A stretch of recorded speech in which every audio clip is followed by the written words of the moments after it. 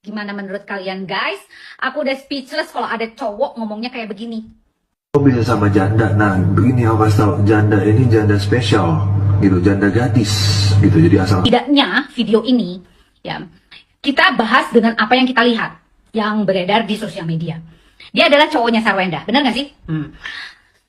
Janda rasa gadis, atau gimana? Janda seperti gadis, atau gimana lah, pokoknya seperti itu ya, yang dia sampaikan tadi. Pantas nggak sih? Tidak pantas, tau nggak?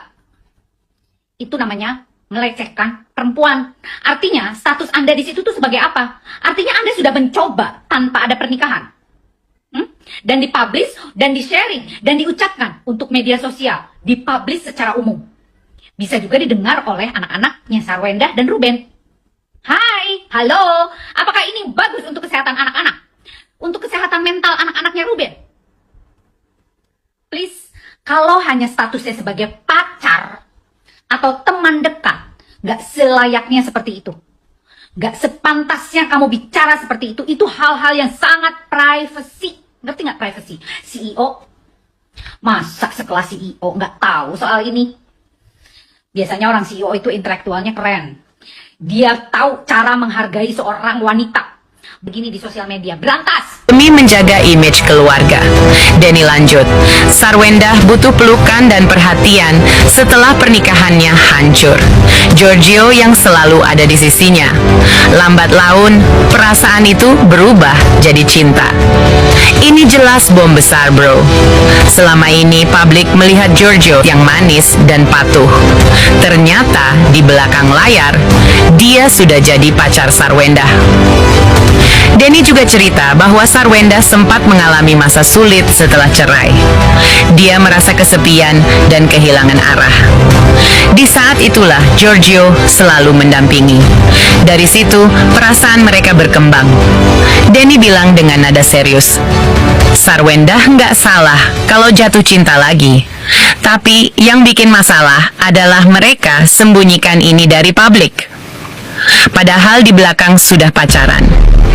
Denny juga sebut ada beberapa teman dekat Sarwenda yang tahu soal hubungan ini, tapi semua diminta tutup mulut. Sarwenda takut kalau ini bocor, image-nya hancur. Makanya selama ini ditutup rapat-rapat, kata Denny. Ya Ruben sama Sarwenda, orang-orang pada nanyain komentar gue. Salah lah, gue kagak ikut-ikutan bertanya komentar gue.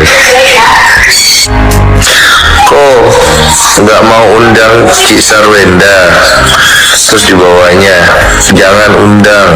Kok jangan undang? Kalian ini sibuk banget sih masalah begituan. Bang, 200 juta cukup gak sebulan? Wah, cukup banget lah. Wah anjay, makasih. Kalian mau kadang-kadang nyangkut-nyangkutin ke sono, ke urusan orang, janganlah. Gak bagus. Tanggapan karyawan Ciwen yang mengolok-olok Ruben gimana kak? Yang tanya ke gua. Gua mau mencampuri apa yang bukan urusan gua. Kenapa sih pada bilang 200 juta apa? Selain itu, Hotman Paris juga turun tangan. Secara belak-belakan membongkar rahasia besar yang selama ini ditutup rapat oleh keluarga Ruben Onsu.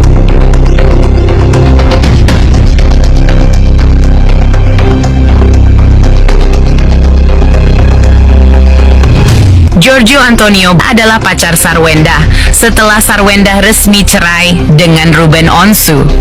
Hotman bilang dengan nada serius, ini bukan gosip, ini fakta yang sudah saya tahu dari orang dalam.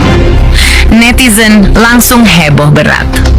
Hotman Paris nggak main-main lagi, bos. Langsung rekam dari story karena aku habis bikin bilang sehat mau langsung suruh opa cobain opa gitu.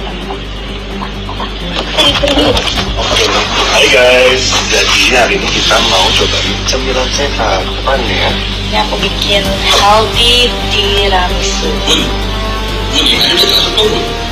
Terserah banget. Iya.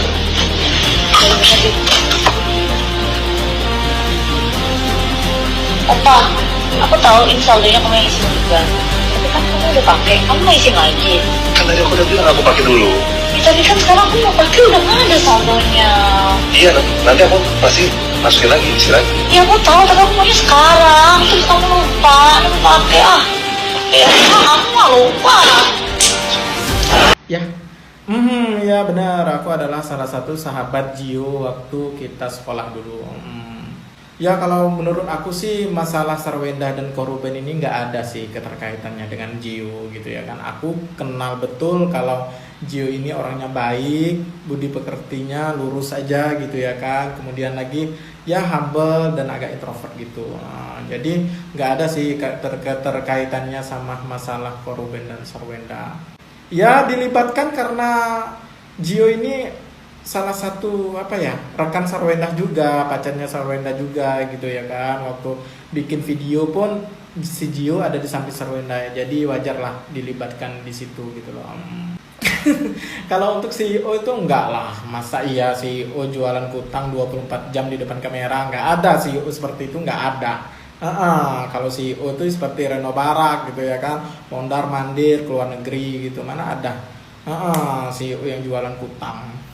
Ya kalau untuk video yang dipijat sama Tania Putri Ruben Onsu, ya aku tahu banget itu sangat disayangkan banget gitu ya kan, anak di bawah umur diperkerjakan seperti itu, ya sayang lah gitu loh. Ya mungkin karena nggak ada uang untuk bayar terapis pijat, jadi ya mau nggak mau Tania lah yang disuruhnya gitu ya kan. Ya aku masih akrab sama Gio, masih berhubungan baik sama beliau. Terakhir kita ketemu itu sekitar 3 hari yang lalu, waktu di dapur rekaman Jaksel. Ya kemarin sempat aku tanya sih kalau Sarwenda bakalan ada single baru dalam beberapa bulan ini.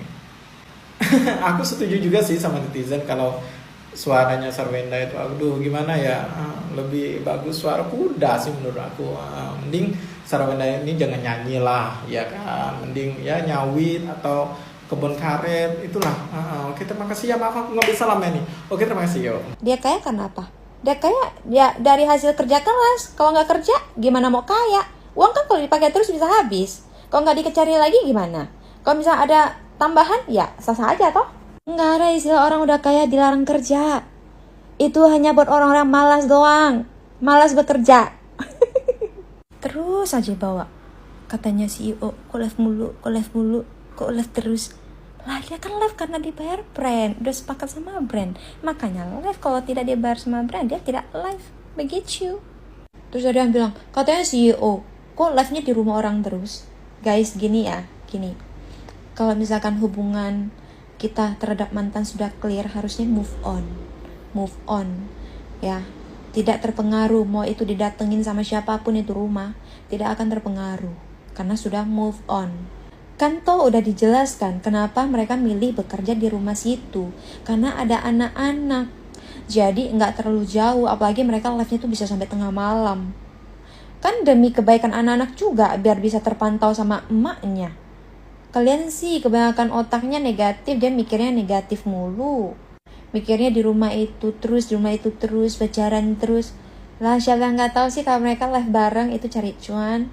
Live sekali mahal loh bayarannya. Nanti keseringan live di luar katanya nggak jagain anak-anak di rumah. Nah, nanti live di rumah terus katanya bawa pacar pulang, padahal jelas-jelas mereka lagi live.